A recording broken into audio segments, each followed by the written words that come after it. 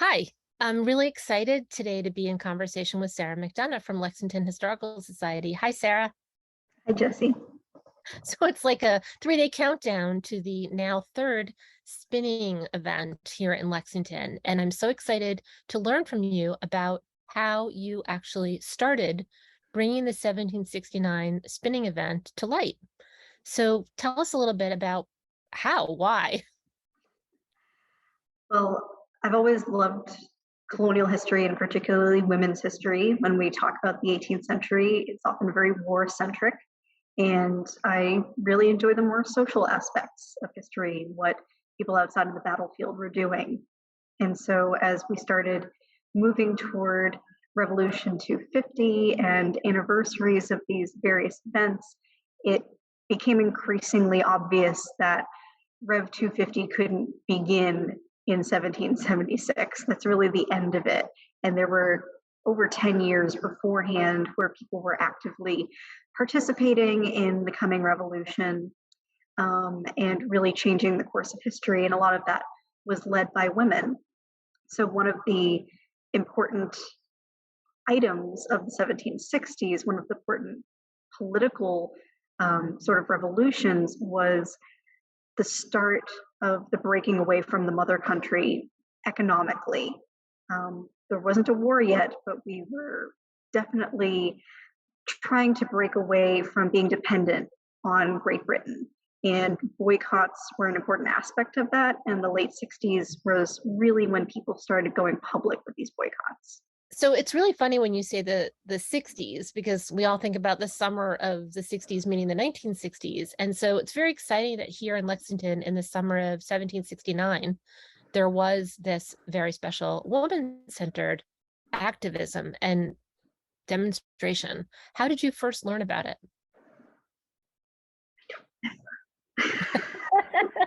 Honestly, don't.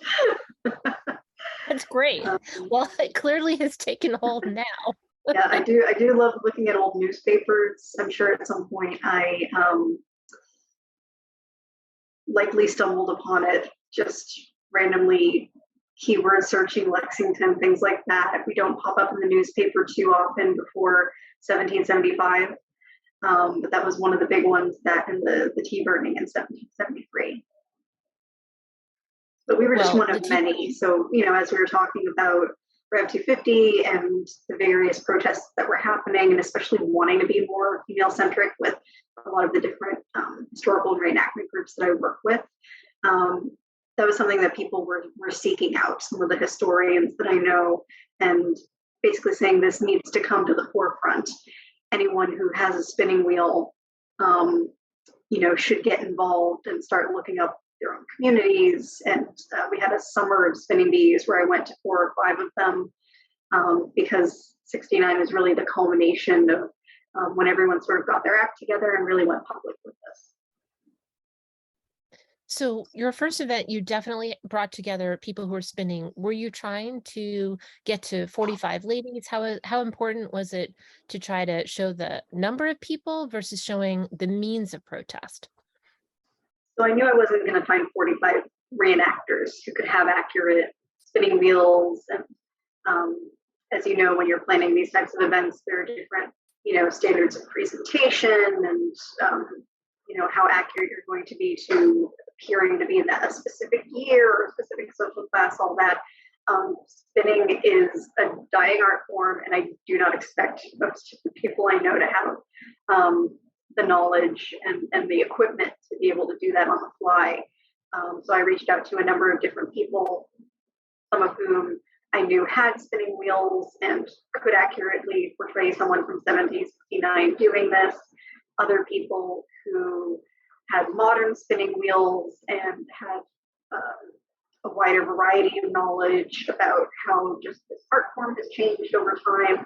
And then people who had the political knowledge and the background information to be able to explain to people why these protests were happening in the first place. Even if they didn't have the exact skill of spinning, they were still incredibly indispensable in portraying other people in the community who would have been supporting the spinning bee. We had the minister there, various townsfolk who were just along for the ride. And particularly for an event like that, if someone's actively involved in doing something, it can be a little touch and go if people want to approach them. So having someone else who's just available to chat with, who isn't doing something with their hands, is also useful. So we probably had a dozen people or so who actually had spinning wheels, and then many other people who were demonstrating other things or just being available to explain what was going on. It's just really exciting. When you start researching, when you wanted to understand more about what actually happened, what resources did you use to understand Lexington's history and their connection with the spinning protest? So there's very little information about the Lexington spinning protest. We just know when it happened, where it happened, and how much thread they were actually able to produce in a day. Beyond that, you have to look at other communities and just sort of the general kind of zeitgeist of the boycotts and the revolution to sort of figure out what exactly was going on. And Lexington, we have more of a community effort because our minister was a very ardent patriot, more so than most other community leaders in the area. We had a lot of really radical people living in Boston. We're just more directly affected by some of the laws and problems with soldiers that were precipitating the revolution. Out here, you didn't have to buy tea, you didn't have to, buy these types of things. You weren't, quite as dependent on like fisheries and things like that. But Reverend Clark, being cousin to John Hancock, was very much involved in all of these politics, and he really pushed the town forward politically to get more involved with this. So a lot of it is sort of peripheral information that gives you a sense of what this community was like and what their politics were like, particularly in terms of the size of the town, how many people showed up. It was quite a large endeavor for a small town, especially when you consider the number of people who would have the leisure time to just take a whole day out of their week to go to a political protest from sun up to sundown. That's not a lot of women. Even now when we do it, it's like we're looking for a 2-hour window on a busy weekend when people can fit it in between everything else. So it seems like the mention of it in the newspaper is the Boston Gazette. I'm going to share up a little closer so people can see the actual item after the event. And we have to assume people were reading in their newspaper about other communities that were having this form of protest taking place. And so this is what we have to go on when we think about recreating this event or understanding and wrapping our brains around it. When it talks about having 45 young ladies participating, what was the population of Lexington at the time? Was it 1,000 people yet? It was probably just under 1,000. So 45 people is quite a lot. A lot of those people would have been children. The average age in this area in this time period was about 14. Most people had between 5 and 15 children apiece. So again, the voting population of these towns is very small, and then the sort of females of a certain leisurely age is very small. We're talking like teenagers and 20-somethings, the same people that go to political protests nowadays, because they're not, under their parents' command anymore, but they're also not married and dealing with their children. So if you're going to a protest like this, that's literally from 6 a.m. to 6 p.m., you have to get a babysitter or you have to bring your children with you. It's not an easy thing to take an entire day off in the 18th century. No, it's definitely not. And especially for women who have a lot to get done in their house. And certainly the last thing they felt like doing was, I think I'd like to add to my chore list, making my own cloth again. That is not something people were looking forward to. Yeah, and that's why it was so radical. If you're living out in the middle of nowhere in, Maine or something, where you didn't have stores that were regularly importing things, you're going to have the community get together and help make fabric and make clothing. But we're just a few miles outside of Boston. We had stores here. We would have had professional dressmakers and tailors, things coming in from Boston, fabrics coming in from all over the world. This wasn't a homespun community in the 18th century. It didn't need to be. And if you can spend more time, milking your cows and making money off of that and working your farm and raising your family rather than sitting by the fire spinning, you're going to do that. It's just more cost effective and it's going to be better for you and your family and your business. I think when we think about the importance of textiles, I'd like to just sort of close out before the event by taking a look at, what did you wear for the event that was here, and talk just a little bit about what we see in this picture. You're wearing a traditional outfit that is appropriate for 1769. And we know there's differences literally between 1769 and even late 1770s. Styles change just like they do now. So can you point out for us a little about what we're seeing in terms of the outfit that you're wearing?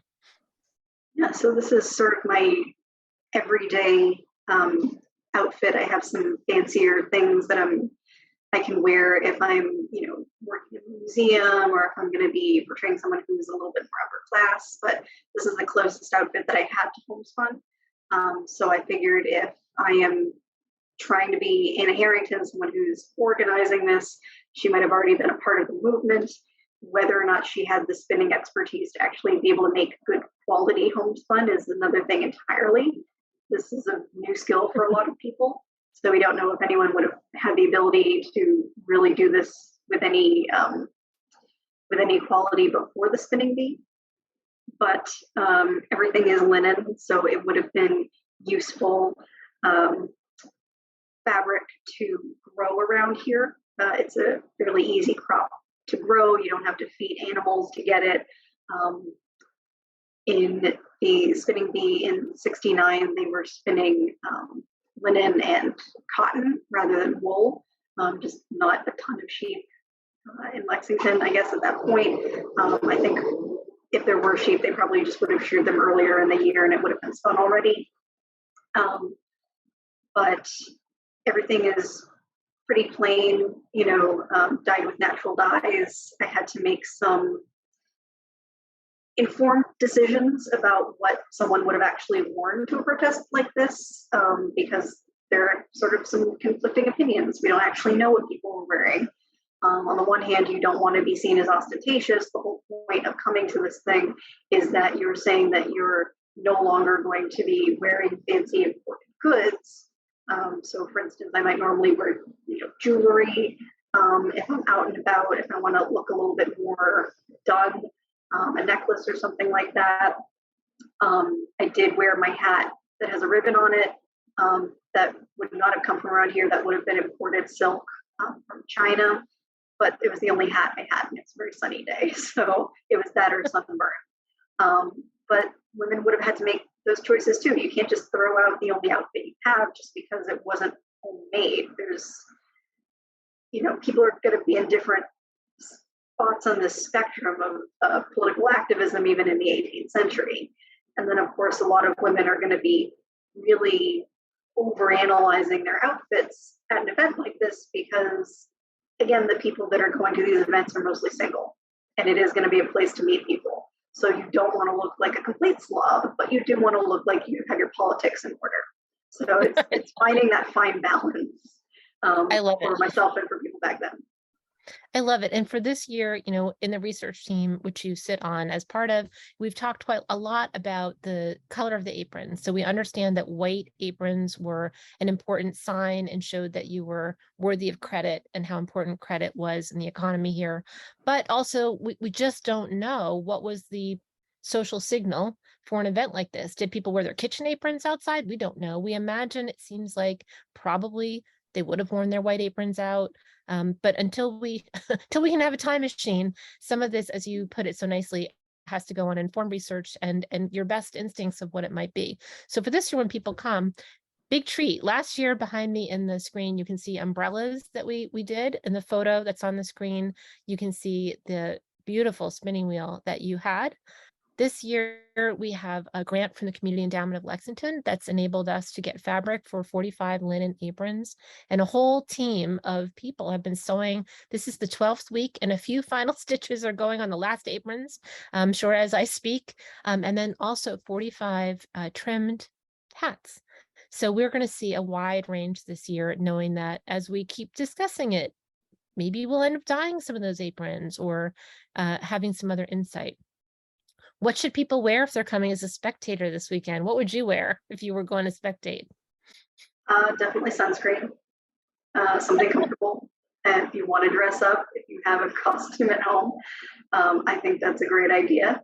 I always want to blend in with my environment. I encourage other people to do so as well, because that makes you feel like you're really a part of it. I think if I'm, giving a tour or doing something like this, it's a very different sort of vibe as an 18th century person versus a 21st century person. Your posture changes, you stand differently, and you have a little more sort of empathy for those people. But it's just, I think the weather is going to be nice, so I would wear whatever is most comfortable for you. It's not a hiking event, but if you want to show some 18th century pride, you can definitely do that. I love it. It's great. And I would say, and if you have an apron from your kitchen, that's your favorite apron, feel free to wear that too, because thinking about how we're tied together kind of by these apron strings across time is really cool. So thank you so much. We know the Historical Society is closing the Something Must Be Done exhibit soon. So please make sure to get up there. When you go upstairs, you'll see a corner with spinning wheels that really helps bring this particular chapter to light. And we also know you have a textile exhibit coming up next. Couldn't be more perfect for LexSeeHer's purposes. We're really excited to see what you put together. Yeah, it's really great. So the previous exhibit is going to be up through Labor Day. And then we're going to take a couple of weeks to install the new one. And that's going to be textiles pretty much from the 1760s-ish through the 1960s, which is going to be really fun. Sort of tracking how a community changes through time and what's most special to us.